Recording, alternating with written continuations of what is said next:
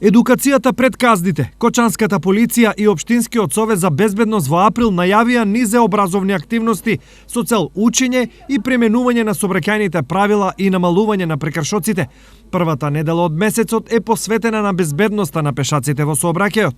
Ќе одбележиме на тој начин што заедно со учениците од основните училишта на пофреквентните сообраќајници во градот ќе бидат присутни учениците заедно со представници од полициската станица, ќе се делат флаери со пораки за како безбедно да се учествува во сообраќајот. Потоа следи традиционалната активност, односно одржувањето на надпреварот детски семафор. Учество треба да земат сите ученици од основните училишта и средните училишта.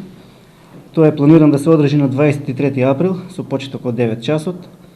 И последна активност, во месец април, ќе биде одржувањето на кросот и едно велосипедско дефиле со учество на велосипедистите од општина Кочани. Освен во Кочани, вакви едукативни активности ќе се спроведат и во други градови во истокот. Праксата покажува дека ова е повеќе од потребно, зашто само за 3 месеци патиштата во регионот беа места на смрт за 6 жители.